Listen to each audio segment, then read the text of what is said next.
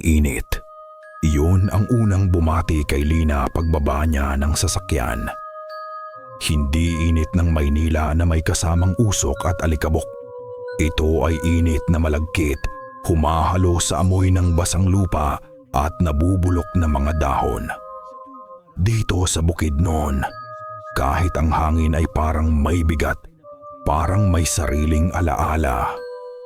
Ang mansyon ng mga Montemayor ay nakatayo sa gitna ng isang malawak na plantasyon ng tubo. Parang isang matandang reyna na matagal nang napabayaan. Ang dating puting pintura ay kulay abo na at may mga baging na gumagapang sa mga haligi nito. Pakiramdam ni Lina ay hindi siya umuwi. Itinapon siya, ito ang kanyang kulungan. Isang matandang babae ang sumalubong sa kanya sa malaking pinto na gawa sa nara. Payat ito laging nakayuko. At may hawak na rosaryo na ang mga butil ay halos pudpud na sa kapipindot. "Magandang gabi po, Senyorita Lina," sabi nito sa mahinang boses. "Ako po si Saturnina, ang inyong abang lingkod." Hindi itong ngumiti. "Lina na lang," sagot ni Lina. Hindi man lang ito tinapunan ng tingin. Hinila niya ang kanyang maleta papasok. Ang loob ng bahay ay mas nakakapanindig balahibo kaysa sa labas. Madilim, amoy luma at kandila. Ang lahat ng muebles ay nababalutan ng puting kumot, parang mga bangkay na naghihintay ng burol. Itinuro ni Manang Saturnina ang kanyang silid sa ikalawang palapag. Isang malaking kwarto na may malaking kama sa gitna at bintanang nakatanaw sa kawalan ng plantasyon. Pagkaalis ng matanda, ibinagsak ni Lina ang sarili sa kama. Niyakap niya ang kanyang mga tuhod at pumikit ng mariin. Galit siya. Galit sa kanyang pamilya. Galit sa kanyang lolo Benigno na kahit sa kabilang buhay ay nagawa pa rin siyang kontrolin sa pamamagitan ng isang huling habilin sa testamento. Isang taon siya sa impyernong ito bilang parusa. Kinuha niya ang nag-iisang picture frame na dala niya mula sa Maynila. Isang litrato ng pamilya nila noong Pasko. Nakangiti silang lahat. Isang malaking kasinungalingan. May nakakaalala pa kaya sa kanya doon? O baka masaya na sila na wala na ang problema? Nawala na si Lina. Gabi na nang magising siya. Ang tanging ilaw ay mula sa buwan na sumisilip sa malaking bintana. Ang buong bahay ay tahimik, nakakabinging katahimikan, na biglang binasag ng sunod-sunod na pagring ng telepono. Napatalon si Lina sa gulat. Isang itim at lumang rotary phone sa ibabaw ng maliit na mesa sa sulok ng kwarto ang tumutunog. Sino ang tatawag sa kanya dito? Sino ang nakakaalam na narito siya? Nag-aalangan siyang lumapit. Bawat ring ay parang isang sigaw sa gitna ng katahimikan. Sa wakas, nang hindi na niya matiis, tinakbo niya ito at mabilis na inangat ang auditibo. "Hello?" sabi niya. Medyo nanginginig ang boses. Katahimikan. Walang sagot. Walang static. Walang kahit anong tunog. Para kang nakikinig sa isang walang hanggang balon. "Hello? Sino't?" ulit niya. Medyo malakas na ngayon. Wala pa rin. Isang patay na linya. Pero pakiramdam niya, may nakikinig sa kabilang dulo. Ibabalik na sana niya ang telepono nang may marinig siyang isang mahinang tunog. Isang paghinga. Isang mabagal at malalim na paghinga. Binitiwan niya ang telepono na parang napaso. Bumagsak ito sa lalagyan at muling tumahimik ang lahat. Tumayo si Lina sa gitna ng dilim. Pinapakiramdaman ang tibok ng kanyang puso. Baka guni-guni lang. Stress lang. Tumingin siya sa kanyang relo na nakapatong sa mesa. Ang digital na numero ay nagliliwanag sa dilim. 3:17 a.m. Bigla, naramdaman niya ang paglamig ng hangin sa kanyang batok at may narinig siya hindi galing sa telepono, hindi galing sa labas. Isang bulong, malamig, tuyo, at nasa tabi mismo ng tenga niya. Lina. Hindi siya nakasigaw. Walang boses na lumabas sa kanyang lalamunan. Kasabay ng bulong, may narinig siyang isang marahang kaluskos sa sahig na yari sa kahoy sa labas mismo ng kanyang pinto. Dahan-dahan, na parang may naglalakad, na parang may naghihintay. Nanginig ang buong katawan niya. Pinilit niyang gumalaw. Dahan-dahang naglakad patungo sa bintana, malayo sa pinto. Kailangan niyang makita kung ano ang nasa labas. Kailangan ng liwanag. Sumilip siya sa salamin. Ang buwan ay nagbibigay ng sapat na liwanag para makita ang walang katapusang hanay ng mga tubo sa plantasyon. Payapa, tahimik. Ngunit sa pinakadulo ng taniman, sa hangganan kung saan nagsisimula ang kadiliman ng mga puno, may nakita siya. Isang anyo, matangkad, payat. Isang anino na mas maitim pa sa gabi. Hindi ito gumagalaw. Nakatayo lang, nakatingin, diretso sa bintana niya. Kinabukasan, sinubukan ni Lina na kumbinsihin ang sarili na lahat ay isang masamang panaginip lang. Ang bulong, ang anino sa dilim, bunga lang ng pagod sa biyahe at galit sa sitwasyon niya. Oh, yun lang yun. Pero habang kumakain siya ng almusal na sinangag at tuyo na inihanda ni Manang Saturnina, hindi niya maiwasang mapansin ang panginginig ng mga kamay ng matanda habang nagsasalin ito ng kape.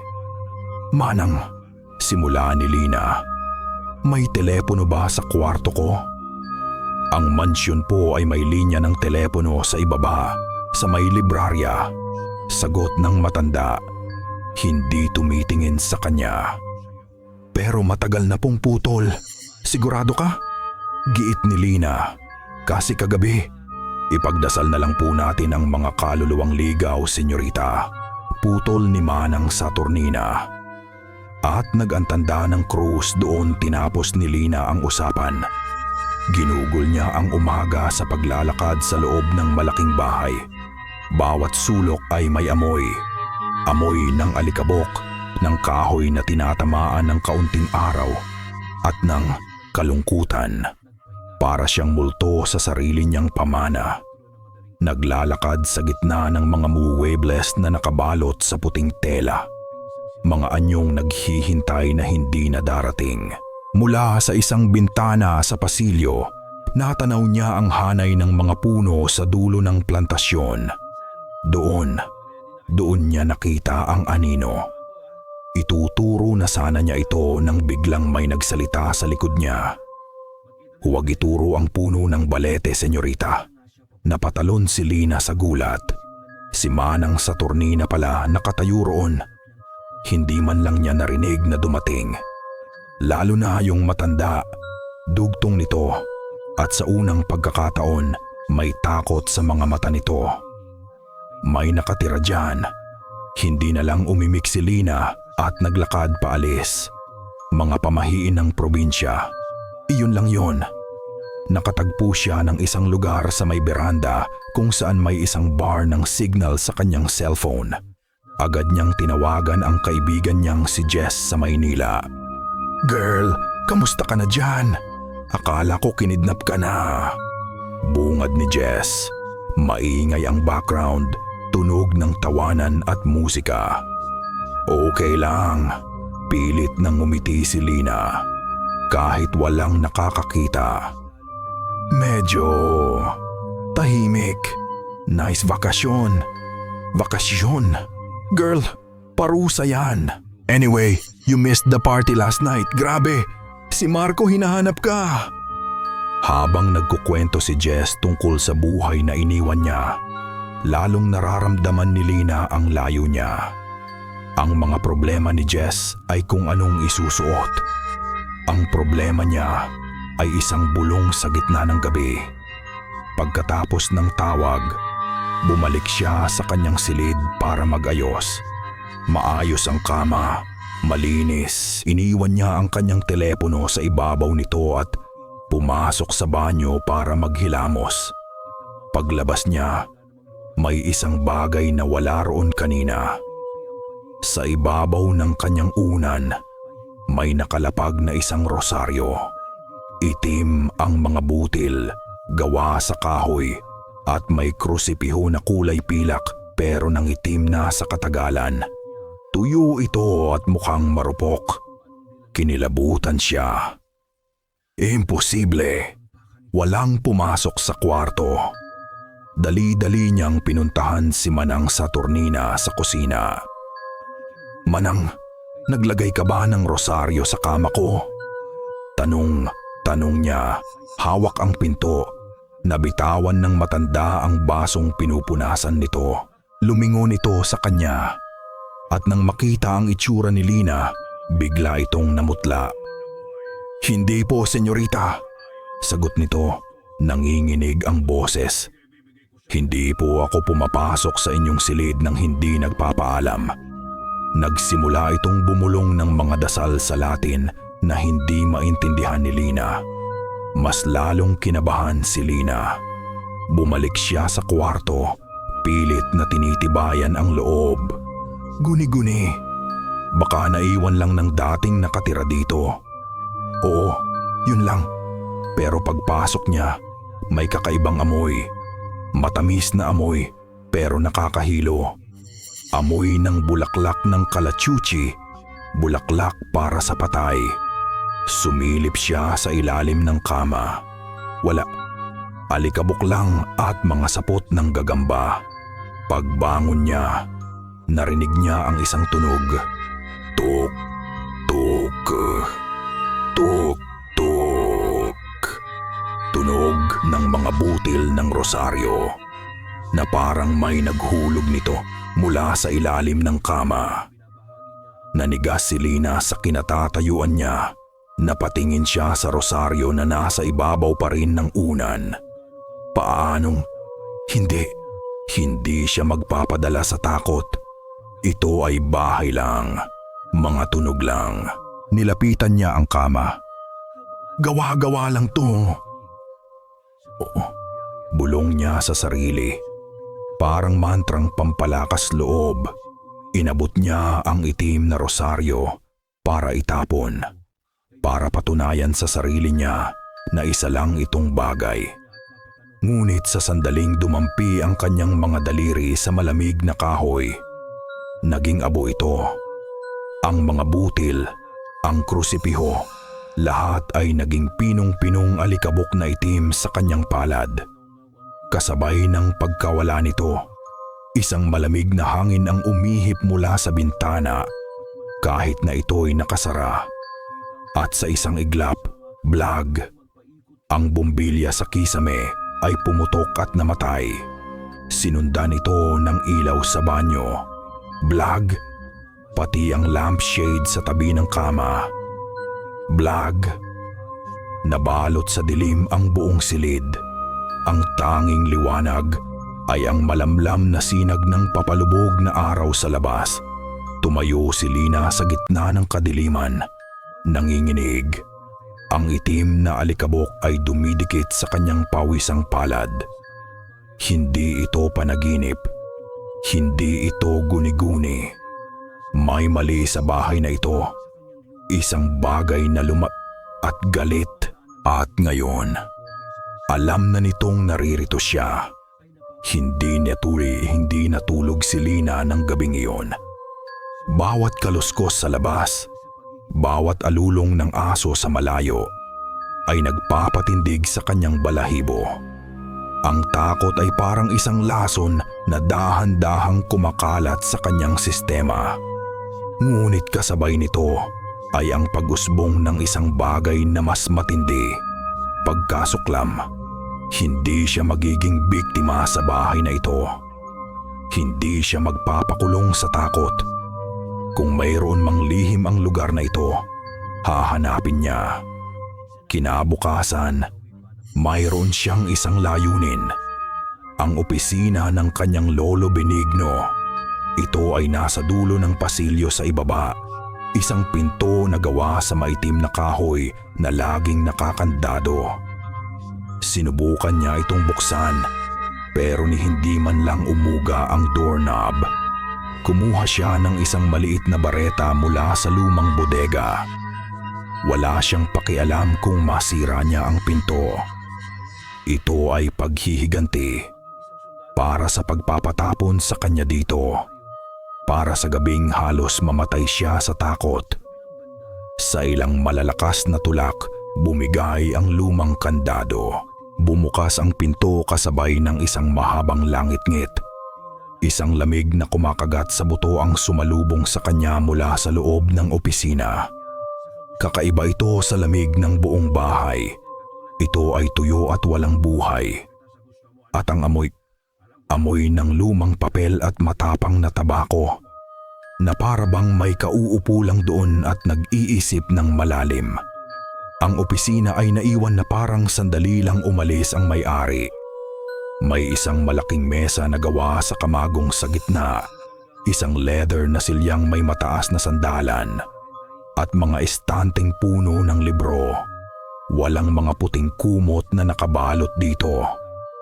Nilapitan ni Lina ang mesa.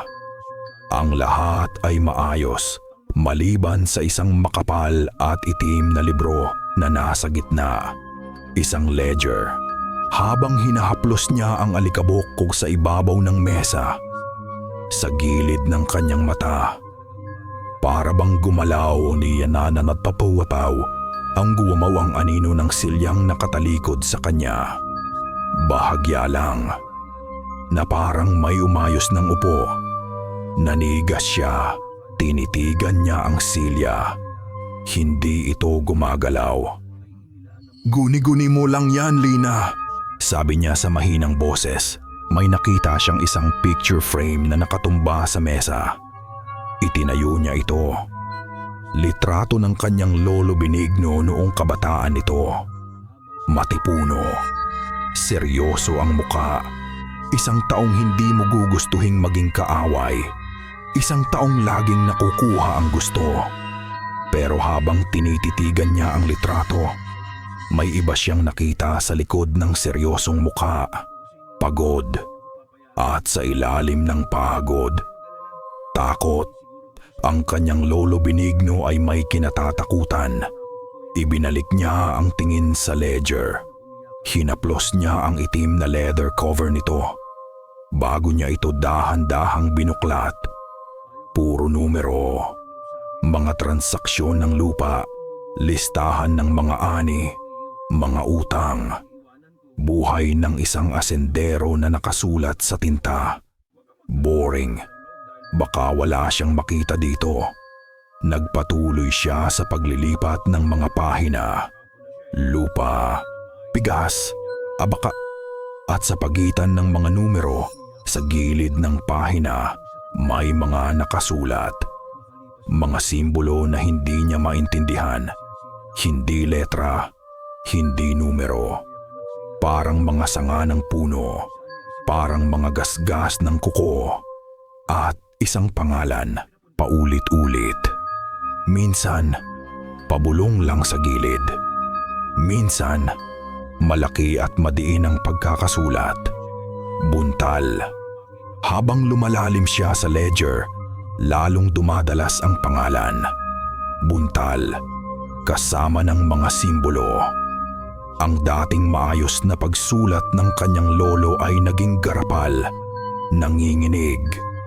Parang isinulat ng nagmamadali o sa gitna ng matinding takot. Lalong lumalamig sa loob ng opisina.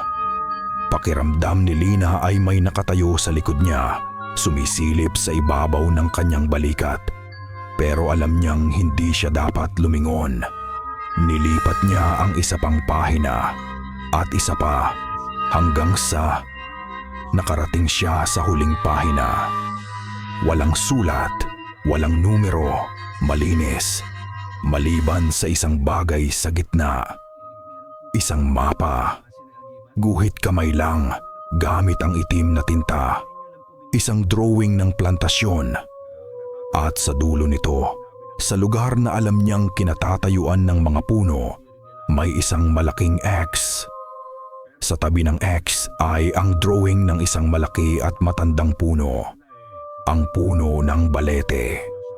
Ang puso ni Lina ay nagsimulang tumibok ng mabilis. Ito ang lugar na itinuro niya kanina. Ang lugar na ipinagbawal sa kanya ni Manang Saturnina. At sa ilalim ng mapa, isinulat sa pulang tinta na parang dugo, may 2 linya ng salita. Ang huling sinulat ng kanyang lolo, "Huwag kang pumunta dito. Hinding-hindi." Ang mapa at ang babala sa ledger ay parang isang pader na humarang kay Lina. Hindi siya makakasulong, hindi siya makakaatras. Ang tanging koneksyon niya sa labas ng mundong ito, ang kanyang cellphone, ay isang walang silbing piraso ng metal at salamin. Kailangan niya ng signal. Kailangan niya ng sagot. Kahit na nakakapanindig balahibo ang ideya na lisanin ang bakuran ng mansyon, mas nakakatakot ang manatili sa loob ng walang alam. Kaya't kinabukasan ng hapon, habang si Manang Saturnina ay abala sa pagrorosaryo sa kusina, dahan-dahang lumabas si Lina. Naglakad siya sa mahabang daan na lupa na napapalibutan ng tubo. Ang init ng araw ay nakakapaso at ang tunog lang na maririnig ay ang pagaspas ng mga dahon ng tubo sa hangin. Pero ngayon, ang tunog na iyon ay hindi na payapa. Para itong bulungan. Libu-libong boses na nagsasabay-sabay, nagmamasid sa kanyang pagdaan. Pagkatapos ng halos 20 minutong lakad, natanaw na niya ang maliit na baryo. Mga bahay na gawa sa kahoy at yero, mga batang naglalaro sa kalsada, mga babaeng nagchichismisan sa labas ng kanilang mga bintana. Isang normal na tanawin sa probinsya. Ngunit nang tumapak ang kanyang paa sa simula ng baryo, lahat ay nagbago. Ang mga bata ay biglang tumigil sa paglalaro. Ang mga babae ay biglang tumahimik at pumasok sa kanilang mga bahay. Ang radyong tumutugtog ng kundiman mula sa isang tindahan ay biglang pinatay.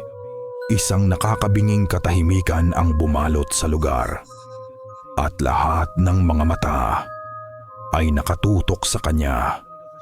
Hindi ito tingin ng pagtataka. Ito ay tingin ng pag-iingat, ng awa, at ng takot. Nagpatuloy si Lina sa paglalakad. Pilit na hindi pinapansin ang mga titig na parang tumutusok sa kanyang likod. Bawat bahay na madaanan niya, isinasara ang bintana. Ang mga asong kanina'y maingay na nagtatahulan ay biglang umurong at nagtago sa ilalim ng mga bahay. Maririnig na lang ang mahinang pag-ungol. Sa gitna ng lahat, isang maliit na batang babae na may hawak na bulaklak ng gumamela ang lumapit sa kanya. Inabot nito ang bulaklak kay Lina. Ngumiti si Lina. Isang saglit na koneksyon, isang patunay na hindi siya nababaliw. Ngunit bago pa man niya maabot ang bulaklak, isang babae, marahil ang ina, ang mabilis na lumabas mula sa isang bahay. Hinila nito ang bata papasok na parang si Lina ay may dalang sakit na nakakahawa. "Halika dito, dalian mo," narinig niyang sabi ng babae. Bago isara ng malakas ang pinto, naiwan si Lina na nakatayo sa gitna ng daan. Ang kanyang kamay ay nakalahad sa hangin. Ngayon, sigurado na siya. May alam sila. May alam ang buong baryo na hindi niya alam. Nakita niya ang isang maliit na sari-sari store sa dulo ng daan. May isang lalaking nakatalikod doon, bumibili. Ito na ang pagkakataon niya. Naglakad siya papalapit. "Pabili po," sabi niya sa tindera. Ang lalaking bumibili ay lumingon. Matangkad ito, may seryosong muka at mga matang tila malalim ang iniisip. Nakita ni Lina na may binili itong mga gamot. Tinitigan siya ng lalaki. Hindi ito nagulat. Para bang inaasahan na nitong darating siya. "Miss Montemayor," sabi noon nito. Hindi iyon tanong. "Paano mo nalaman?" Gulat na tanong ni Lina. Hindi sumagot ang lalaki. Kinuha nito ang sukli at ang supot ng gamot. Aalis na sana ito nang pigilan siya ni Lina. "Sandali," sabi niya. Halos magmakaawa na ang boses. "Alam mo ba kung saan ako makakakuha ng signal dito? Kahit saan lang. Kailangan ko lang talagang tumawag." Huminto ang lalaki. Hindi ito lumingon. Sa loob ng ilang segundo, tila pinag-iisipan ang nito ang isasagot. Pagkatapos, dahan-dahan itong humarap sa kanya. Ang mga mata nito ay madilim at puno ng isang emosyon na hindi mabasa ni Lina. "Walang signal dito para sa'yo, Miss Montemayor," sabi nito sa mahina at mariing boses. "Umuwi ka na lang." Yumuko ito ng bahagya na parang may tinitingnan sa likuran ni Lina. Bago kanila sunduin, sila. Paulit-ulit na tumatakbo sa isip ni Lina ang salitang binitiwan ng lalaking nagpakilalang si Gabino. Bago kanila sunduin, hindi siya, hindi ito, kundi sila. Marami sila. Ang takot na idinulot ng mga salitang iyon ay mas matindi kaysa sa takot na naramdaman niya sa mansyon. Dahil ang babala ay galing sa isang tao, isang kumpirmasyon na hindi siya nababaliw. Hindi niya pinansin ang mga bilin ni Manang Saturnina na magdasal. Hindi niya pinansin ang sarili niyang panginginig. Kinuha niya ang ledger, binuksan sa huling pahina, at sinipat ang mapa. Ang puno ng balete. Kung may sagot man, nandoon iyon. Kailangan niyang malaman kung sino o ano ang sila. Maaga pa lang kinabukasan, habang tulog pa ang buong mansyon, tahimik siyang lumabas. Sinundan niya ang direksyon sa mapa. Papalayo sa pamilyar na daanan, papasok sa mas makapal na bahagi ng plantasyon. Habang lumalayo siya sa bahay, tila nag-iiba ang paligid. Ang mga tubo ay mas matataas, mas siksikan, na parang mga pader na unti-unting kumikitid sa kanyang dinadaanan. Ang mga tunog ng ibon ay napalitan ng katahimikan. At ang hangin ay unti-unting lumalamig kahit na tirik ang araw. Isang lamig na hindi natural. Isang lamig na may kasamang bigat na parang pinipiga ang hangin mula sa kanyang mga baga. At pagkatapos, natanaw niya ito. Sayo sa isang bilog na espasyo kung saan walang bango ibang pama tumutubong sa halaman, nakatayo ang puno ng balete. Hindi ito basta puno. Isa itong halimaw na gawa sa kahoy at dahon. Ang katawan nito ay sinlaki ng isang maliit na bahay. Ang mga ugat ay nakausli mula sa lupa na parang mga higanting ahas na natutulog. Ang mga baging na nakabitin mula sa mga sanga nito ay parang mahabang buhok ng isang matandang mangkukulam. Ito ay nakabantay sa buong plantasyon. Ito ang hari ng lugar na ito. Isang hindi maipaliwanag na takot ang pumigil sa kanya. Pero ang galit at ang pangangailangan para sa sagot ay mas malakas. Humakbang siya palapit. Isang hakbang, dalawang hakbang. Sa ikatlong hakbang, narinig niya ito. Isang bulong. Hindi katulad ng bulong sa kanyang kwarto na malinaw at malapit. Ito ay marami. Daan-daan. Libo-libo. Mga bulong na nagmumula sa bawat dahon ng puno, nagsasabay-sabay na parang tunog ng hangin. Dito sa amin, halika, kasabay ng mga bulong, naramdaman niya ang isang bagay na gumagapang sa kanyang balat. Hindi sa ibabaw, sa ilalim. Parang libu-libong langgam na nagmamartsa sa loob ng kanyang mga ugat. Napahinto si Lina, nanginginig. Ang utak niya ay sumisigaw na tumakbo. Pero ang kanyang katawan ay hindi makagalaw. Sa gitna ng takot, may isang bagay na pumukaw sa kanyang atensyon. Isang kislap. Sa paanan ng puno, sa pagitan ng dalawang malalaking ugat, may isang bagay na kumikinang. Pinilit niyang ituon ang kanyang paningin. Isa itong maliit na kwintas. Ang pendant nito ay hugis araw, gawa sa luma at nangitim ng pilak. Isang bagay na maganda sa gitna ng isang bagay na nakakatakot. Sino ang mag-iiwan nito dito? Ang kuryosidad ay panandaliang nanaig sa takot. Dahan-dahan siyang yumuko. Iniunat ang kanyang kamay para abutin ang kwintas. Isang pulgada na lang ang layo. Malapit na. Bigla ang daan-daang bulong ay naging isang sigaw at isang puwersa, isang hindi nakikitang pader ang bumangga sa kanya. Malakas, brutal, parang sinampal siya ng isang higanting kamay. Tumilapon si Lina paatras, bumagsak ng malakas sa lupa. Ang hangin ay nawala sa kanyang mga baga at ang kanyang paningin ay nagdilim.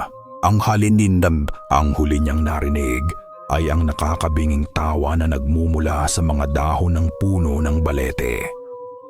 Nang magkamalay siya, isang anino ang nakatayo sa ibabaw niya. Inakala niyang isa ito sa kanila. Pumikit siya, naghihintay sa katapusan. Ngunit isang kamay ang marahas na humila sa kanya patayo. Pagdilat niya, nakita niya ang galit na mukha ni Gabino. "Tanga ka ba?" sigaw nito. Ang boses ay puno ng galit at takot. "Sinabi ko na sa'yo." Hinila siya ni Gabino palayo sa puno, palayo sa lugar na iyon. Hindi makapalag si Lina. Masyado pa siyang nahihilo at natatakot. "Bitiwan mo ko." Sa wakas ay nasabi niya. Huminto si Gabino at humarap sa kanya. Ang mga mata ay nag-aapoy. "Huli na," sabi nito. Ang bawat salita ay mabigat. "Naramdaman ka na nila. Ginalaw mo ang teritoryo nila." Tinitigan niya si Lina na parang tinitingnan ang isang taong malapit ng mamatay. "Ngayon, alam na nila na nandito ka." Hinila ni Gabino si Lina palayo sa anino ng puno ng balete. Bawat hakbang nila ay palayo sa kamatayan. Pero pakiramdam ni Lina ay papunta sila sa isa pang uri ng kadiliman. Hindi sila bumalik sa mansyon. Dinala siya ni Gabino sa isang maliit na landas na halos natatakpan na ng mga halaman, papunta sa pinakadulo ng baryo kung saan ang mga bahay ay unti-unting nagiging bukid. Nakarating sila sa isang maliit na kubo na nakahiwalay sa lahat. Ang kubo ay mukhang matanda na, pero matibay. Nakasabit sa bawat bintana nito ang mga pinatuyong bungkos ng tanglad at sambong.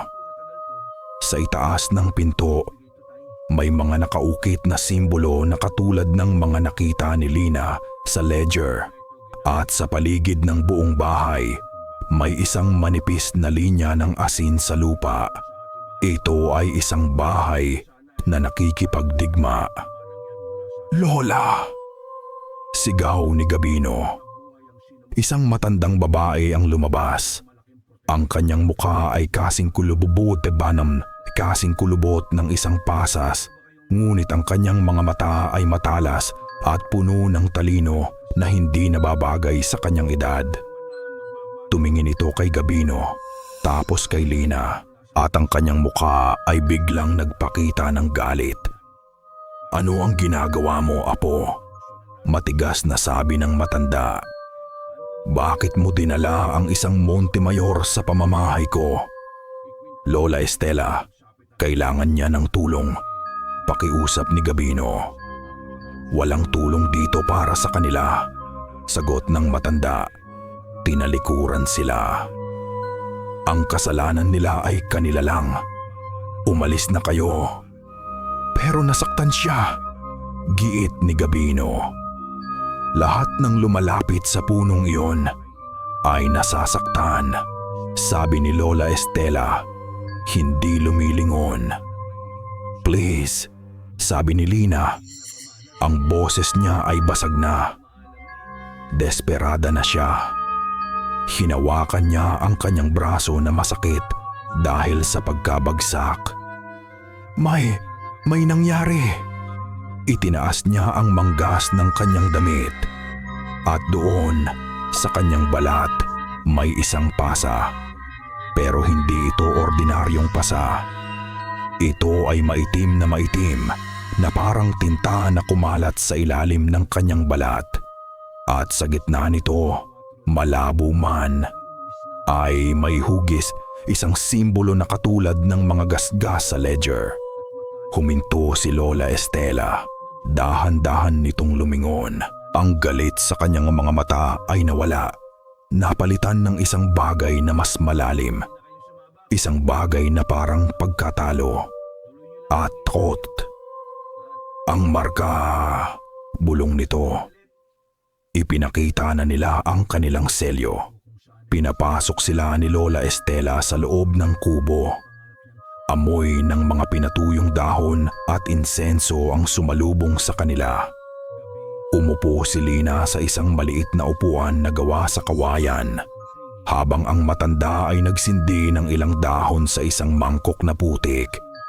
At ang mabangong usok ay nagsimulang pumuno sa silid. Tok, tok, tok. May kumatok sa pinto. 3 beses. Mahina pero malinaw. Tumingin si Lina sa pinto. Walang tao. Tumingin siya kay Gabino na nakayuko lang. Si Lola Estela ay hindi natinag. "Huwag mong pansinin," sabi ng matanda kay Lina. "Mga anino lang yan na sumusubok sa tarangkahan." Nagsimulang magkwento si Lola Estela. Ang boses niya ay mahina, parang isang awit mula sa nakaraan. Ikinuwento niya ang tungkol sa isang panahon ng tagutom at sakit sa Bukidnon. Ikinuwento niya ang tungkol sa isang binatang si Benigno Montemayor. Desperadong iligtas ang kanyang pamilya sa pagkamatay. Sa kanyang desperasyon, sabi ni Lola, lumapit siya sa hindi dapat lapitan. Si Dato Buntal, isang makapangyarihang dato noong unang panahon na ang kaluluwa ay nanatili sa lupain, nakatali sa punong iyon. Gumawa raw ng kasunduan si Benigno. Isang kasunduan ng dugo. Kapalit ng walang katapusang yaman at ani mula sa lupa ay isang utang na dapat bayaran. Isang utang na dugo. Ang lupaing kinatatayuan ng mansyon ninyo ay hindi talaga sa inyo. Pagpapatuloy ni Lola Estela. Ipinahiram lang ito. At ang mga anino ng utang, ang mga alagad ni Buntal, sila ang tagasingil. Anong kailangan nilang bayad? Nanginginig na tanong ni Lina. Tok, tok, tok. Muling kumatok sa pinto, mas malakas ngayon. Isang ritual, sagot ng matanda. Hindi pinapansin ang katok. Sa pagpanaw ng pinuno ng pamilyang Montemayor, ang susunod sa linya ay kailangang pumunta sa puno ng balete sa ika-40 gabi ng kanyang pagkamatay. Doon, Kailangan niyang isagawa ang ritual para kilalanin ang utang at pakalmahin ang mga anino. At kung hindi, bulong ni Lina. Sila mismo ang maniningil, sabi ni Lola Estela. At sa unang pagkakataon, tinitigan niya si Lina ng diretso sa mata. Hindi lang sa pamilya mo, kundi sa buong lupain. Sakit, malas, kamatayan, hanggang sa mabayaran ang utang. Napahawak si Lina sa kanyang bibig. Ang sakit sa baryo, ang takot ng mga tao, ito pala ang dahilan. Kailan namatay si Lolo? Tanong niya. Kinuha ni Lola Estela ang isang lumang kalendaryong nakasabit sa dingding na may mga bilog na marka. Binalikan niya ang mga pahina. 27 na araw na ang nakalipas mula nang mamatay ang lolo mo. Sabi niya, ang kanyang boses ay isang malamig na hatol. May 13 gabi ka na lang. 13 gabi. Ang mga salitang iyon ay parang isang sentensya ng kamatayan. Bawat paglubog ng araw ay isang hakbang papalapit sa isang bagay na hindi kayang unawain ng isip ni Lina. Ang dating galit niya ay napalitan ng dalisay na takot. Ano ang gagawin ko? Tanong niya kay Lola Estela. Ang kanyang boses ay nanginginig. Kailangan nating ihanda ang ritual, sagot ng matanda. Pero may mga bagay na kailangan na wala dito. Mga bagay na may sariling lakas. Mga bagay na nakasaksi sa unang paniningil ng utang. Ayon kay Lola Estela, nang unang mabigo ang mga Montemayor na isagawa ang ritual, isang misteryosong sakit ang kumalat sa baryo. Marami ang namatay. Lalo na ang mga bata. Lahat sila ay dinala at namatay sa lumang ospital ng bayan sa isang partikular na silid, ang Ward C. Doon, sabi ni Lola, ang mga pader ay nakarinig ng daan-daang dasal at sumpa. At doon, iniwan ng mga naunang babaylan ang isang bagay na makakatulong sa atin, ang banga ng mga kaluluwa. Isang antigong tapayan na ginamit para sa mga ritual ng pagtawid. Kailangan mo itong kunin, ikaw mismo, diin ni Lola Estela. Dahil sa iyo nakatutok ang kanilang mga mata. Ikaw lang ang makakalapit dito. At may isa pang kondisyon. Kailangan itong kunin sa pagitan ng pag-aagaw ng dilim at liwanag. Sa dapit hapon, kinagabihan, nag-iisa si Lina na tinungo ang abandonadong ospital sa kabilang dulo ng bayan. Nakatayo ito sa ibabaw ng isang burol, isang kalansay ng gusali na tinitingnan ang buong baryo. Ang mga bintana nito ay basag na parang mga matang bulag at ang pintura ay natutuklap na parang balat ng isang may sakit. Pagpasok niya, sinalubong siya ng amoy ng kalawang amag at isang bagay na matamis at nakakasuka, amoy ng pagkabulok. Ang katahimikan sa loob ay mas mabigat kaysa sa mansyon. Dito ang katahimikan ay puno ng mga alaala ng sakit at paghihinagpis. Sinundan niya ang mga lumang karatula sa pasilyo.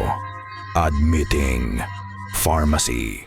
Hanggang sa makita niya ang isang pinto na halos natanggal na sa bisagra. Ang mga letra ay halos hindi na mabasa. ARDC. Pumasok siya. Ang silid ay mahaba, puno ng mga bakal na kama na kinalawang na. Ang mga kutsyon ay gutay-gutay, gatulad na mahaub. Naglalabas ng madilaw na foam. Sa dulo, may isang maliit na bintana kung saan pumapasok ang huling sinag ng kulay kahel na araw. Mama! Napahinto si Lina. Isang boses ng bata, mahina. Nagmumula sa isa sa mga madilim na sulok. Sa sino yan? Tanong ni Lina sa kawalan. Walang sumagot. Ang tanging naririnig niya ay ang mabilis na pagtibok ng kanyang puso. Nagpatuloy siya sa paglalakad. Ang sahig ay puno ng mga tuyong dahon at basag na bubog na lumalangit-ngit sa bawat hakbang niya. Sa ibabaw ng isang pader na puno ng agiw, may nakita siya. Mga marka ng kamay, maliliit, mga kamay ng bata. At ang mga marka ay bigla mula sa kabilang dulo ng silid. May narinig siyang isang tunog. Ang tunog ng mga gulong na umiikot. Creak, creak. Isang lumang wheelchair ang dahan-dahang gumulong palabas mula sa dilim, na para bang may nagtutulak dito. Walang laman. Napaurong si Lina, napasandal sa pader. Ang kanyang paghinga ay mabigat at mabilis. Sa gitna ng takot, naalala niya ang kanyang pakay, ang banga. Ayon kay Lola Estela, ito ay nasa loob ng lumang cabinet ng mga nurse. Nakita niya ang cabinet sa isang sulok. Kinalawang na ito at mahirap buksan. Habang kinakalikot niya ang pinto, natigilan siya. Sa ibabaw ng cabinet, may isang lumang manikang basahan. Gutay-gutay na ang damit nito at tanggal na ang isang mata. Pero parang nakatingin ito sa kanya.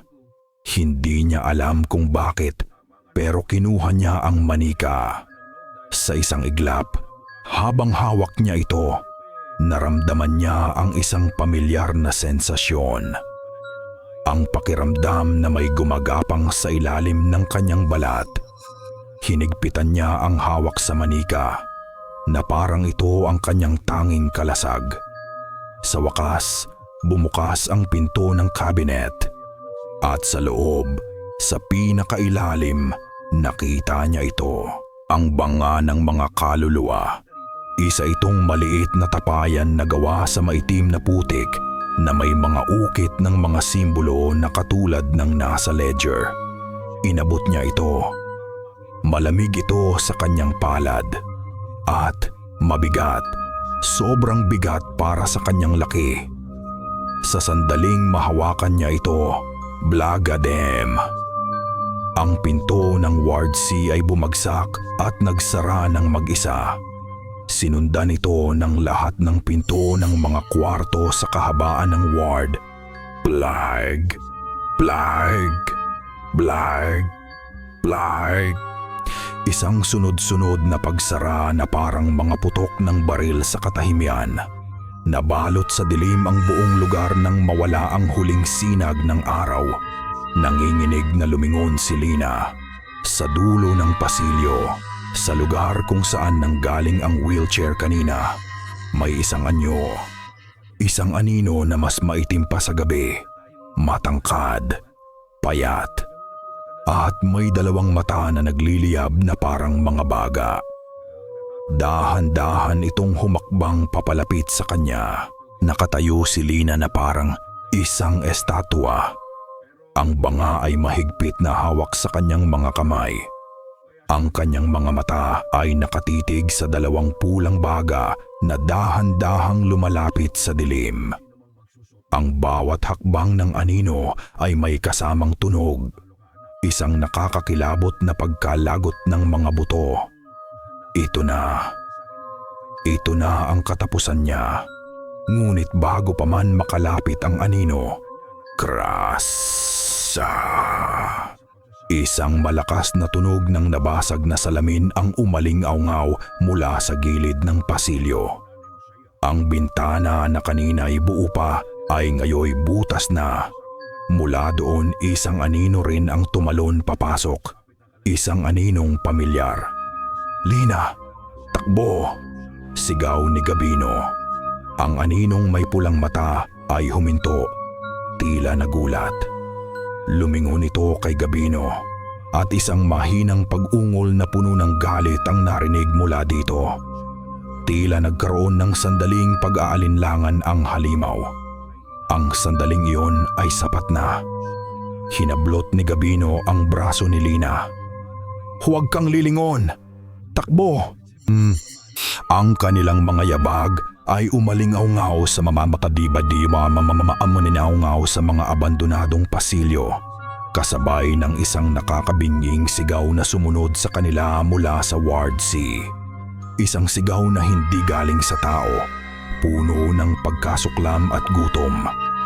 Patuloy silang tumakbo, nilalampasan ang mga nabubulok na kama at mga sirang kagamitan, hanggang sa marating nila ang labasan.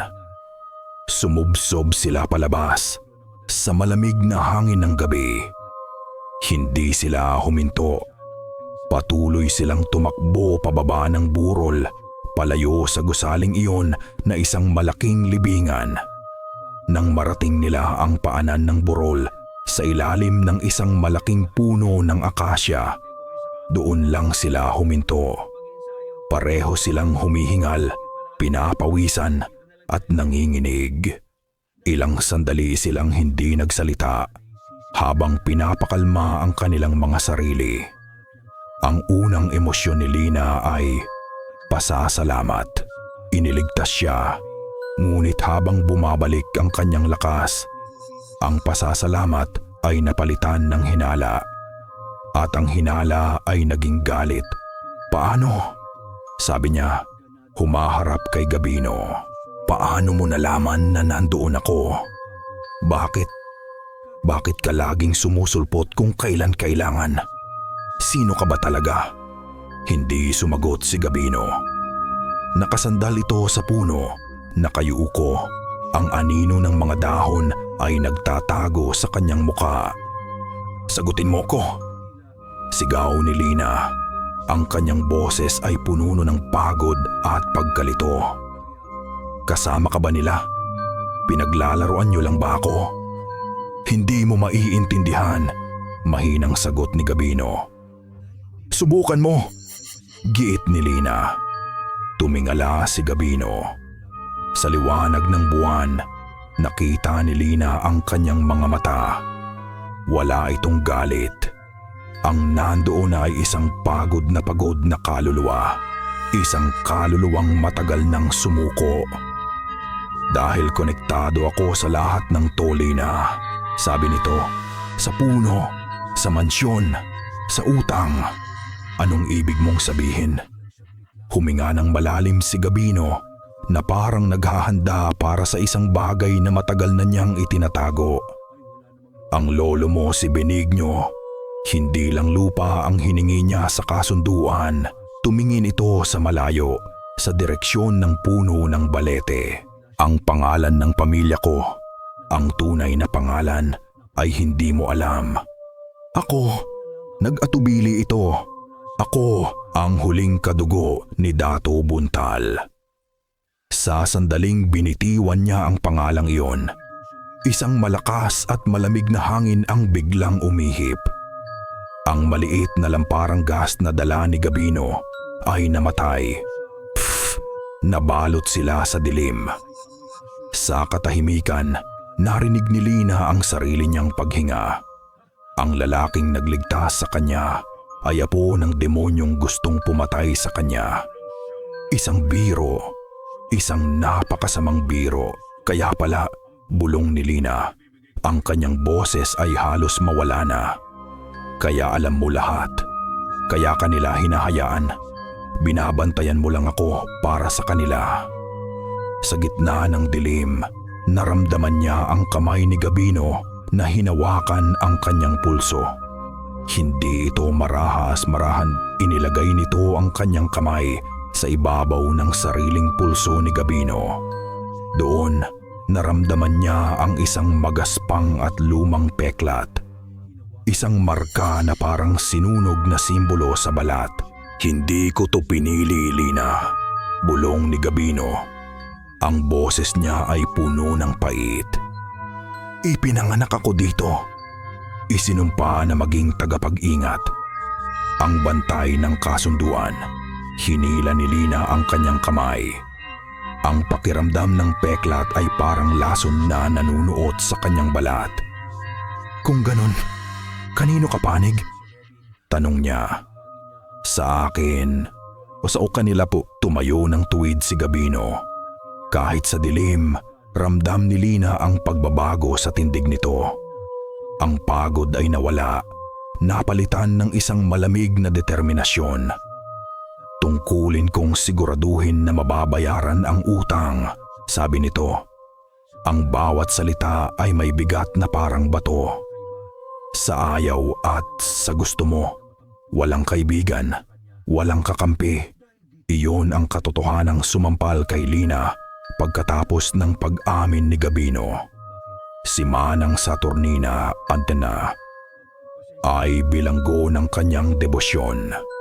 Si Lola Estela ay isang estranghero na may sariling agenda. At si Gabino ang bantay ng kanyang selda. Hindi na niya kaya. Hindi niya kayang hintayin ang 13 gabi. Kung ang buong lugar na ito ay isang malaking bitag, kailangan niyang makatakas. Ngayon na, hating gabi, habang ang buong mansyon ay natutulog sa ilalim ng isang maputlang buwan, maingat na kinuha ni Lina ang kanyang bag, ang kaunting pera na natitira, at ang banga na nakuha niya mula sa ospital. Kailangan niya ito. Ito lang ang tanging bagay na may kapangyarihan na maipantatatapat niya kung sakali. Tahimik siyang lumabas ng bahay, tumakbo sa daanan ng plantasyon. Ang kanyang puso ay kumakabog na parang tambol. Bawat pagaspas ng dahon ay parang isang aninong humahabol. Bawat ihip ng hangin ay parang isang bulong na tumatawag sa kanyang pangalan. Nakarating siya sa pangunahing kalsada. Madilim at walang katao-tao. Isang mahabang laso ng aspalto na nawawala sa kadiliman. Saan siya pupunta? Kahit saan. Basta palayo dito. Naglakad siya ng naglakad. Ang kanyang mga mata ay pagod na sa paghahanap ng kahit anong liwanag, ng kahit anong senyales ng buhay. At pagkatapos ng tila walang katapusang paglalakad, may natanaw siya. 2 bilog na ilaw. Papalapit. Isang sasakyan. Sinubukan niyang itago ang kanyang sarili, ngunit huli na. Huminto ang sasakyan sa tapat niya. Isang luma at kinakalawang na pampasaherong jeepney. Ang huling biyahe ng gabi. Sakay na, ineng, sabi ng trooper. Isang matandang lalaki na hindi niya maaninag ang muka dahil sa anino mula sa kanyang sombrero. Nag-aalangan man, sumakay si Lina. Wala siyang pagpipilian. Ang loob ng jeep ay malamlam ang ilaw. May iilang pasahero. Lahat ay tahimik. Nakayuko. Ang kanilang mga muka ay hindi makita. Natatakpan ng anino o ng kanilang mga sombrero. Walang nagsasalita. Walang gumagalaw. Umandar ang jeep. Ang tunog ng makina nito ay garalgal at parang pagod na. Tumingin si Lina sa labas ng bintana. Pinapanood ang mga puno at madilim na bukirin na mabilis na lumilipas. Sa wakas, nakatakas na siya. Isang pamilyar na puno ang dumaan. Isang malaking akasya. Sandali, iyon ang puno kung saan sila tumigil ni Gabino. Lumipas ang ilang minuto. Isa na namang pamilyar na tanawin. Isang lumang nagigibang waiting shed. Ito ang waiting shed malapit sa baryo. Nagsimulang kabahan si Lina. Bakit parang paikot-ikot lang sila? Sinubukan niyang tignan ang mga kasamang pasahero. Isang babaeng may balabal. Isang lalaking may suot na salakot. Lahat sila ay nakatungo pa rin. Hindi gumagalaw. Tumingin siya sa salamin sa harapin sa itaas ng trooper. Sinubukan niyang silipin ang muka ng mga pasahero mula sa refleksyon. Ang kanyang dugo ay biglang nanlamig. Sa salamin, wala silang mga muka. Blanko, na parang mga manikin na pinaupo sa loob ng sasakyan. Biglang bumusina ng malakas ang tuber. Beep! Beep! Paulit-ulit. Pero wala namang sasakyan sa daan. Walang kahit ano. Nagsimulang manginig si Lina. Ito ay isang panaginip. Isang masamang panaginip. Pinikit niya ang kanyang mga mata. Umaasang sa pagdilat niya ay nasa kanyang kama na siya sa mansyon. Pagdilat niya, nandoon pa rin siya. Sa loob ng jeep. Ngunit ngayon, lahat ng mga pasaherong walang muka ay nakatingin sa kanya. Sinubukan niyang sumigaw. Pero walang boses na lumabas. Napatingin siya sa harap, sa salamin. Sa itaas nito, may nakasabit na isang kwintas ng sampagwita. Sariwa pa. Katulad ng mga sampagwitang laging nilalagay ni Manang Saturnina sa altar ng mansyon tuwing gabi. Doon niya naintindihan. Hindi siya kailanman umalis. Dahan-dahang huminto ang jeepney. Sa labas ng bintana, sa liwanag ng buwan, nakita ni Lina ang pamilyar na bakal na tarangkahan. Ang tarangkahan ng mansyon ng mga Montemayor. Bumukas ang pinto ng jeepney. Walang nagsalita. Lahat ay naghihintay sa kanya na bumaba. At mula sa loob ng madilim na sasakyan, mula sa lahat ng direksyon, narinig niya ang boses. Ang parehong malamig at tuyong bulong na narinig niya noong unang gabi. Ang boses na nag-umpisa ng lahat ng ito. Umuwi ka na, Lina. Walang salitang namutawi sa pagitan ni Lina at ni Manang Saturnina nang makabalik siya sa mansyon. Dumiretso lang si Lina sa kanyang kwarto. Basang-basa ang mga paa sa hamog at umupo sa sahig sa isang sulok. Niyakap niya ang banga ng mga kaluluwa na parang ito ang pinakamahalagang bagay sa mundo. Tapos na. Suko na siya. Hindi siya makakatakas. Ang buong lupain ay isang malaking kulungan at ang mga rehas nito ay hindi gawa sa bakal kundi sa isang sinaunang sumpa. Umupo lang siya doon sa dilim. Hinihintay ang umaga. Hinihintay ang pagdating ng ika-13 gabi. Hinihintay ang katapusan. Ang tapang niya ay naging abo. Tinangay ng hangin sa loob ng malagim na jeepney. Nang sumikat ang araw, bumukas ang kanyang pinto. Hindi ito kumalampag. Pumasok si Manang Saturnina. Hindi nadala ang kanyang karaniwang rosaryo. Sa halip, may dala itong isang bandehado na may 2 tasa ng mainit na kapeng barako. Inilapag nito ang bandehado sa sahig. Umupo ito sa tapat ni Lina, hindi sa upuan, kundi sa sahig din. Magka-level sila. Alam ko, sabi ng matanda sa mahinang boses. Sinubukan mo. Hindi sumagot si Lina. Nakatitig lang siya sa kawalan. Hindi kanila hahayaang umalis. Pagpapatuloy ni Manang Saturnina. Hindi hanggat hindi nababayaran ang utang. Sa wakas, tumingin si Lina sa matanda. Ang kanyang mga mata ay puno ng pagod at pagkatalo. Bakit hindi mo sinabi sa akin ang lahat? Mula sa simula. Huminga ng malalim si Manang Saturnina. Dahil hindi ka maniniwala, tatakbo ka lang tulad ng ginawa mo kagabi. Kailangan mo munang makita. Kailangan mo munang maramdaman na wala kang matatakbuhan. Para sa wakas ay matuto kang lumaban. Isang bagay ang nagbago sa tindig ng matanda. Ang laging nakayukong lingkod ay nawala.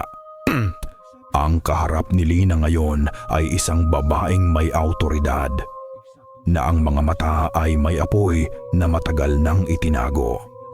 Ang mga ninuno ko, sabi nito, ay mga babaylan, mga tagapangalaga ng lupain bago pa man dumating ang mga Kastila o ang mga Montemayor. Tungkulin naming panatilihing balanse ang lahat. Nang gumawa ng kasunduan si Don Benigno, dugtong nito, may bahid ng pait sa boses. Nabigo ang aking lola na pigilan siya. Masyadong malakas ang kanyang desperasyon. Masyadong matamis ang alok ni Buntal. Bilang kabayaran sa aming pagkatalo, ang aming pamilya ay nanumpa. Mananatili kami sa tabi ng mga Montemayor, hindi para maglingkod, kundi para magbantay, para subukang pahinain ang sumpa sa abot ng aming makakaya. Ang mga dasal, ang mga rosaryo, ang mga bulaklak sa altar, hindi lang iyon debosyon, iyon ay mga sandata. Mahihinang sandata laban sa isang malakas na kaaway. Ngayon, wala nang oras para sa mga dasal lang, sabi ni Manang Saturnina. At tumayo ito. Tumayo ka, Lina. Tapos na ang pag-iyak. Magsisimula na tayo. Sa mga sumunod na araw, ang mansyon ay naging kanilang silid-aralan. Itinuro ni Manang Saturnina kay Lina ang mga bagay na hindi nakasulat sa kahit anong libro. Mga sinaunang orasyon sa wikang hindi na halos ginagamit. Mga dasal na hindi para sa Diyos sa langit, kundi para sa mga espiritu ng lupa, hangin at tubig. Itinuro niya kung paano basahin ang mga simbolo sa ledger. Hindi lang iyon mga gasgas. Ang mga iyon ay pangalan. Ang mga pangalan ng mga anino.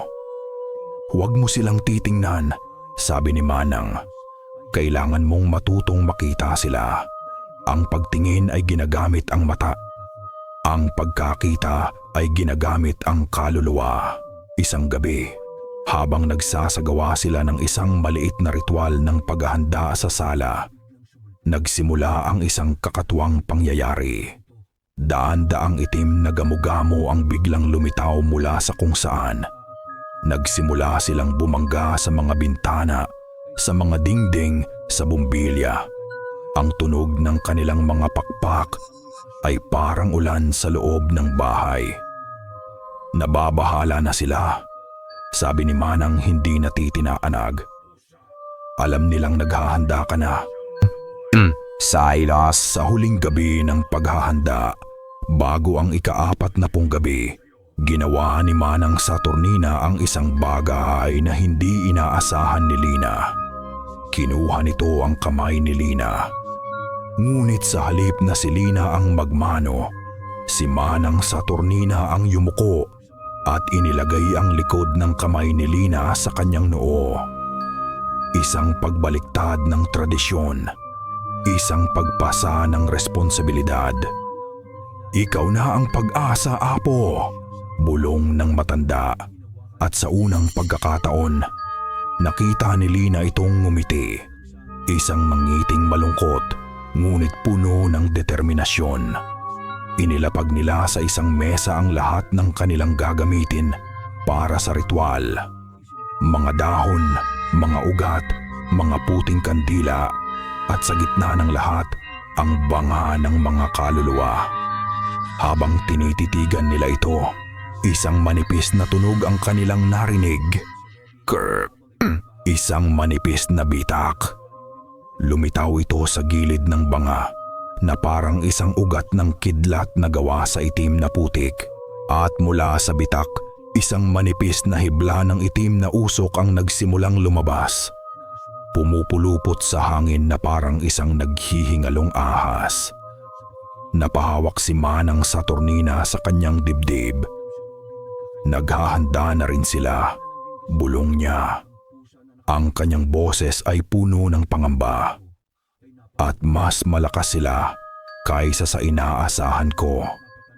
Ang ika-40 gabi ay dumating hindi kasabay ng isang bagyo, kundi ng isang nakakabinging katahimikan. Walang hangin, walang kuliglig. Kahit ang mga dahon ng tubo ay hindi gumagalaw. Ang buwan ay isang maputlang butas sa itim na langit. Ang liwanag nito ay malamig at walang buhay. Sa sala ng mansyon, nakatayo ang 3 tao. Si Lina, suot ang simpleng itim na damit. Ang kanyang buhok ay nakatali. Wala na ang takot sa kanyang mga mata. Napalitan ito ng isang matigas at malamig na determinasyon. Hawak niya ang banga ng mga kaluluwa. Mapubati ampas tabing. Ang bitak dito ay tila mas malaki na ngayon at ramdam niya ang mahinang pagpintig mula sa loob nito. Si Manang Saturnina. May hawak na isang maliit na bayong na puno ng mga dahon at ugat na kanilang inihanda.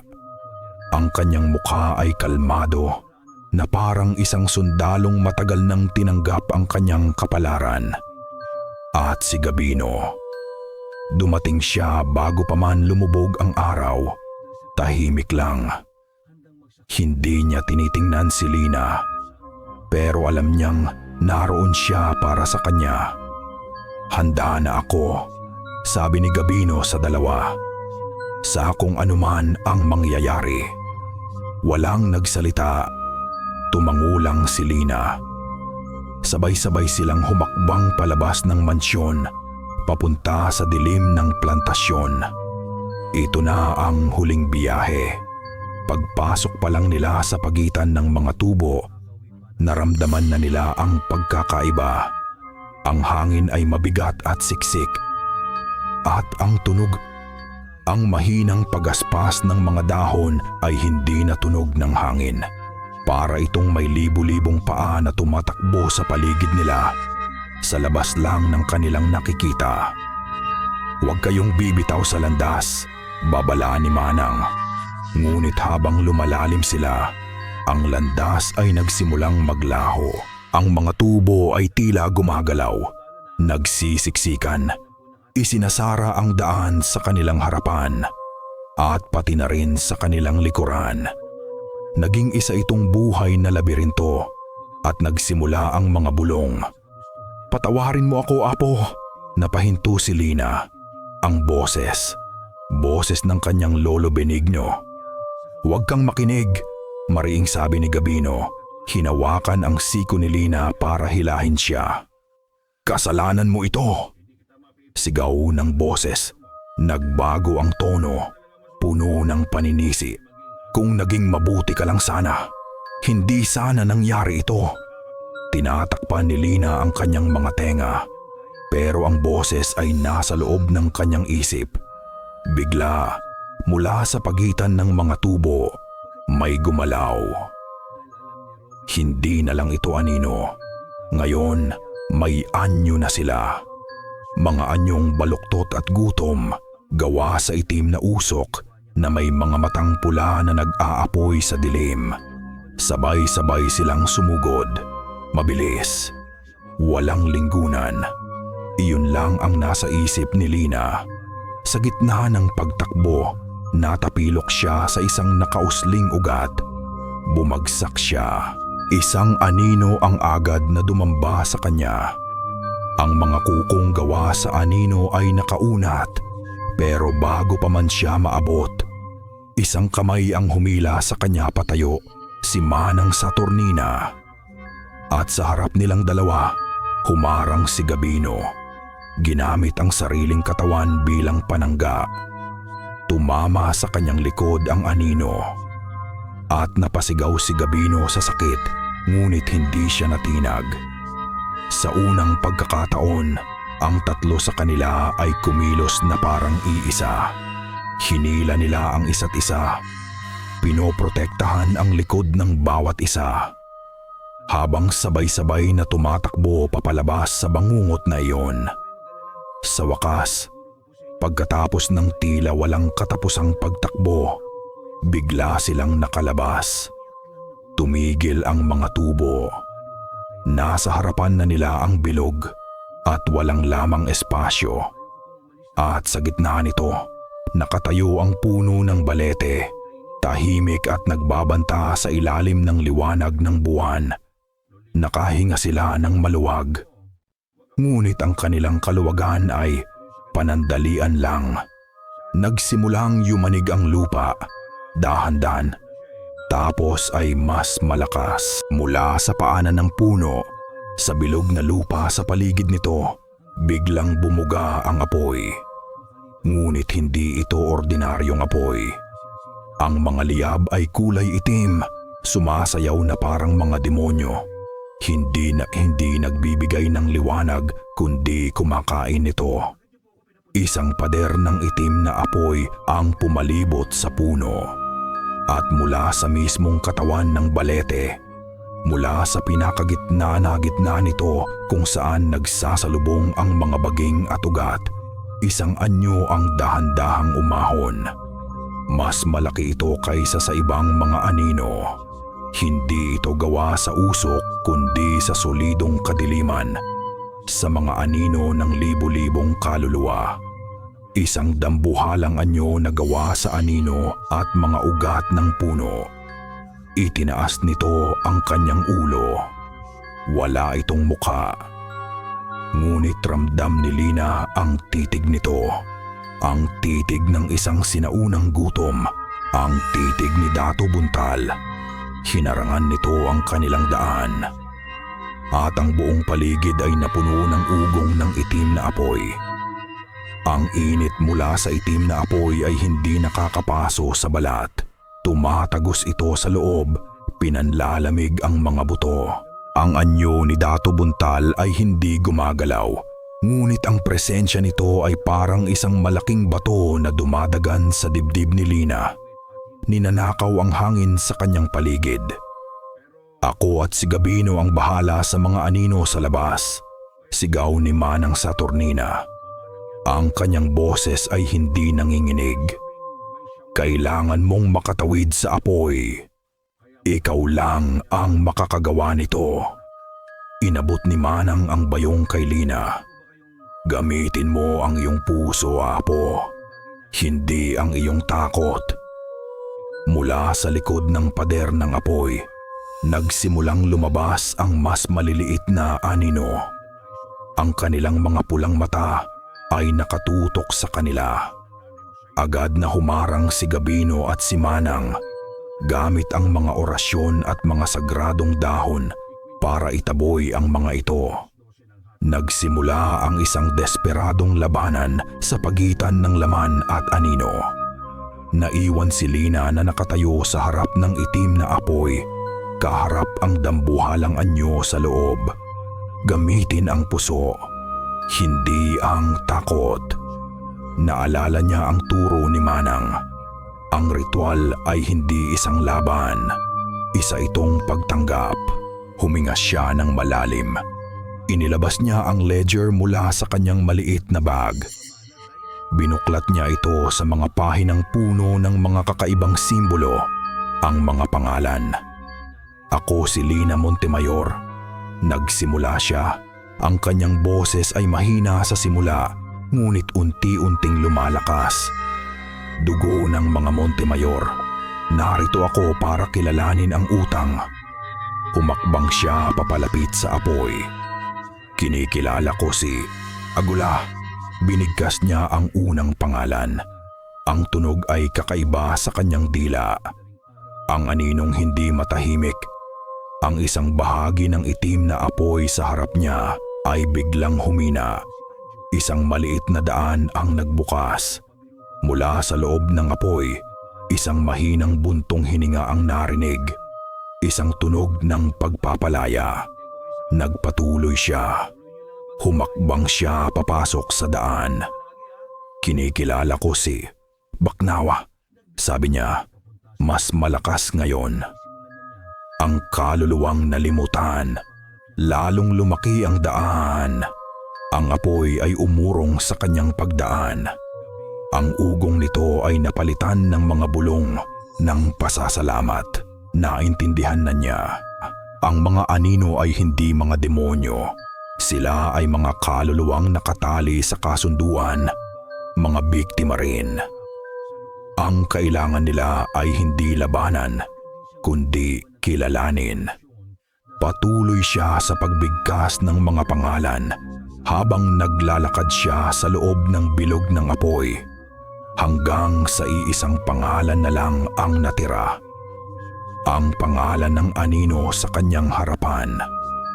Nakatayo na siya ngayon sa paanan ng puno ng balete. Kaharap ang anyo ni Dato Buntal. Ang kadiliman na bumubuo dito ay umiikot na parang isang bagyo.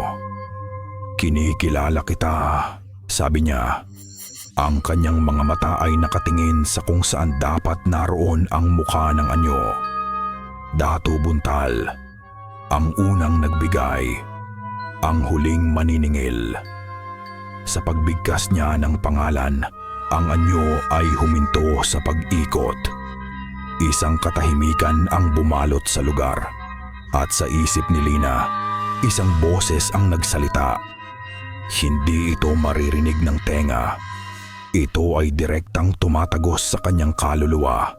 Nag-aalok ang boses ng dalawang pagpipilian. Maaari mong sirain ang sumpa, ngayon din. Ngunit ang bawat kasunduan ay nangangailangan ng sakripisyo.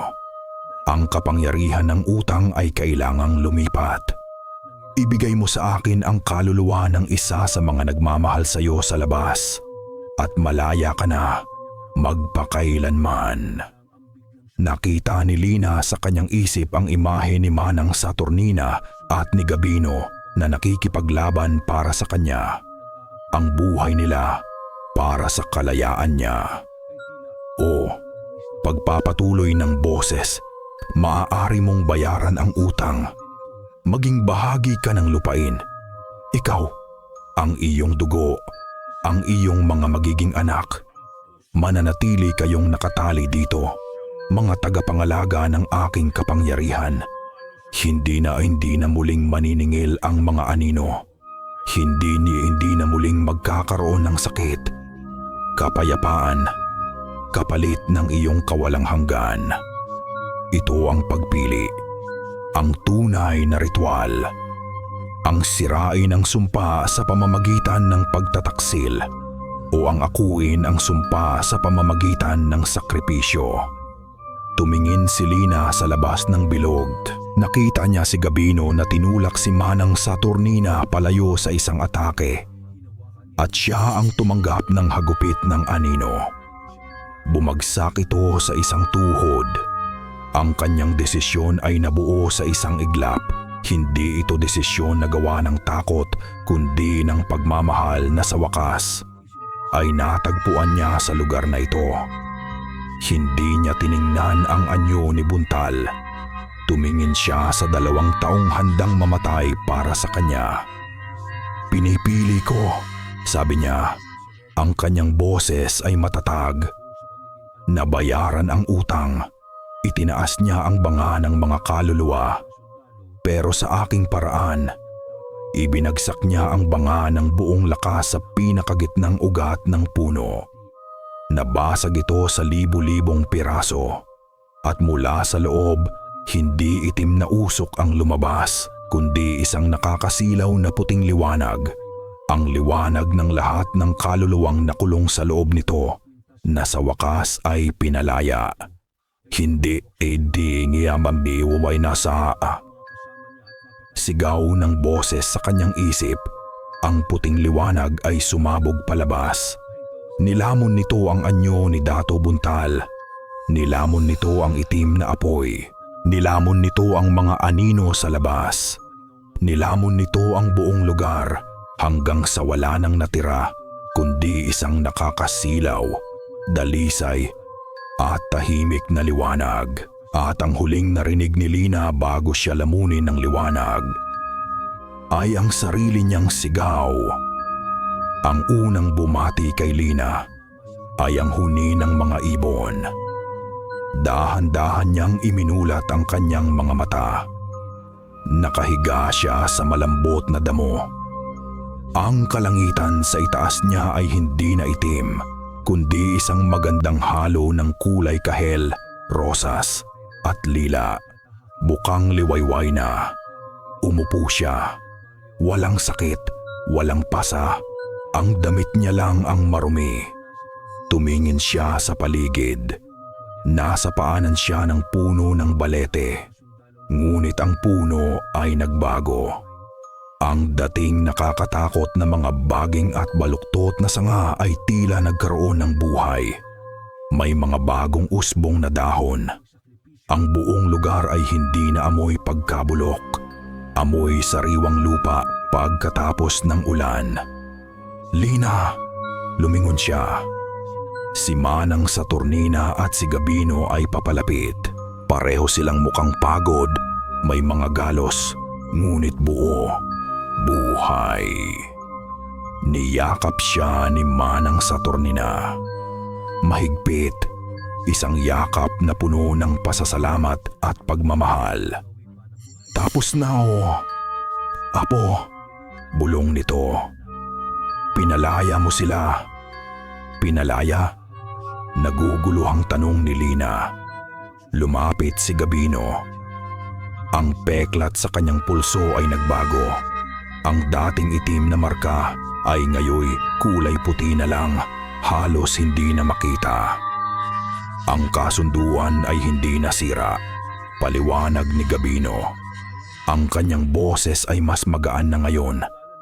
"Binayaran mo, pero hindi sa paraang gusto ni Buntal. Sa pagbasag mo ng banga, hindi mo lang pinakawalan ang mga kaluluwang bihag niya. Ibinigay mo rin sa kanila ang lakas para baguhin ang kasunduan.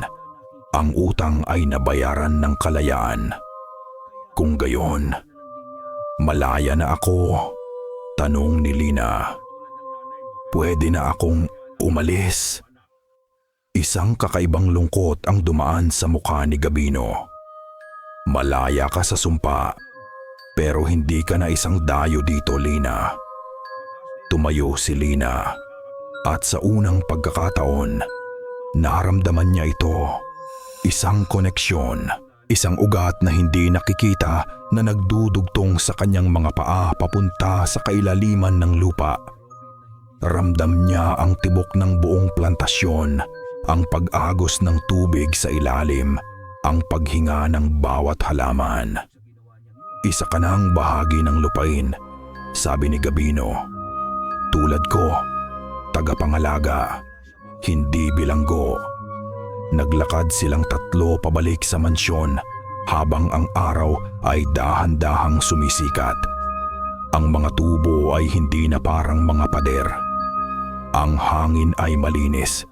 Ang mansyon sa di kalayuan ay hindi na mukhang isang reynang napabayaan, kundi isang matandang naghihintay sa pag-uwi ng kanyang mga anak. Pagdating nila sa kusina, sinalubong sila ng amoy ng mainit na kape. Nagtimpla si Manang Saturnina para sa kanilang tatlo. Iniabot nito ang isang tasa kay Lina. "Welcome home, Apo," sabi nito. At sa pagkakataong ito, ang ngiti nito ay totoo. Puno ng saya at kapayapaan. Hinawakan ni Lina ang mainit na tasa. Ininom niya ang kape. Kapeng galing sa mga bunga na itinanim sa lupain na muntik ng kumitil sa kanya. At ngayon, sa lupain na bahagi na niya. Pagkatapos ng ilang araw, sinubukan ni Lina na lumapit sa puno ng balete. Nag-iisa. Ang takot ay naroon pa rin. Isang anino sa kanyang alaala, ngunit mas malakas ang pagnanais niyang makaunawa. Maingat niyang inilapat ang kanyang palad sa magaspang na balat ng puno. Noong una, hindi siya itinulak nito palayo. Ngayon, hindi lang iyon.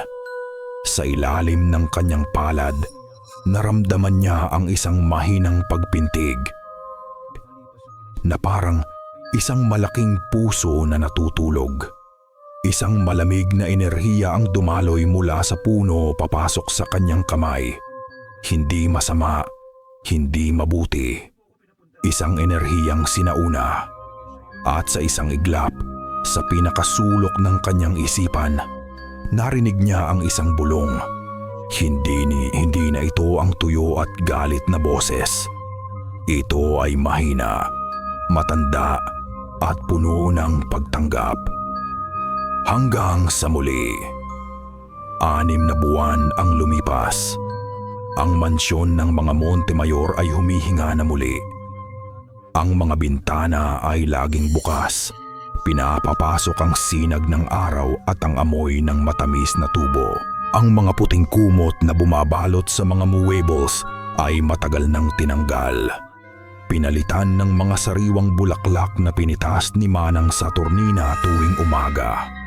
Sa ilalim ng mainit na araw ng Bukidnon, pinapanood ni Lina ang mga manggagawa na nag-aani ng tubo.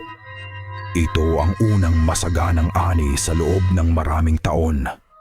May tawanan, may kantahan. Ang dating lupain ng takot ay isa na ngayong lupain ng pag-asa.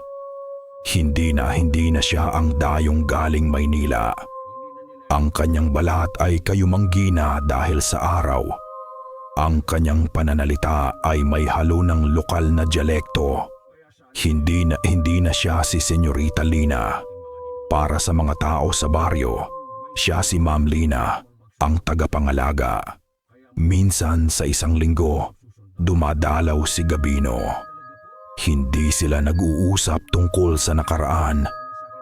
Nag-uusap sila tungkol sa presyo ng asukal, sa patubig, sa paparating na ulan.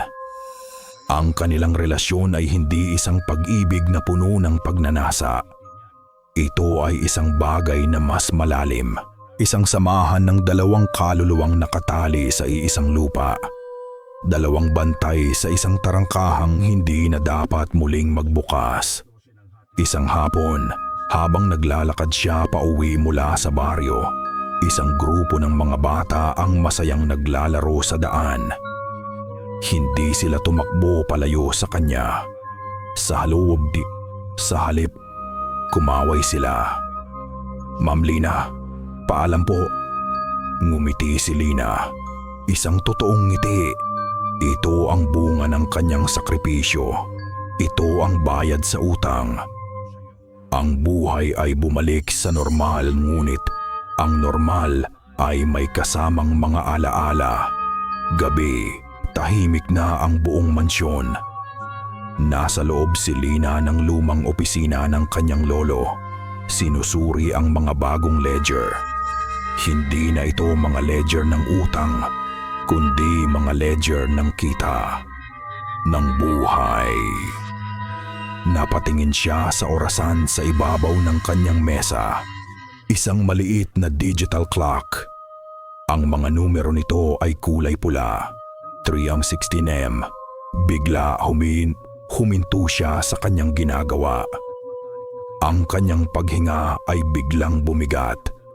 Ang katahimikan ng gabi ay biglang naging isang bagay na nagbabanta. Pinanood niya ang mga numero. Ang kanyang puso ay nagsimulang tumibok ng mas mabilis. Isang pamilyar na ritmo ng takot na akala niya ay matagal nang nawala. Ang segundo ay dumaan na parang isang oras. 3:17 AM. Naghintay siya. Pinikit niya ang kanyang mga mata. Hinihintay ang isang malamig na bulong. Hinihintay ang paglamig ng hangin. Hinihintay ang pagkaluskos ng sahig. Katahimikan. Isang mahabang minuto ang lumipas. Wala. Dahan-dahan siyang nagbuga ng hininga na hindi niya namalayang pinipigilan pala niya. Isang maliit na ngiti ang sumilay sa kanyang mga labi. Tapos na talaga. Ibinaba niya ang kanyang tingin pabalik sa mga papel sa kanyang mesa. At sa katahimikan ng 3:17 ng umaga, mula sa silid sa itaas, ang abandonadong kwarto ng kanyang lolo Benigno, may narinig siyang isang tunog. Mahina lang, halos hindi maririnig. Ang tunog ng isang butil ng rosaryo. na nahulog at gumulong sa sahig na kahoy.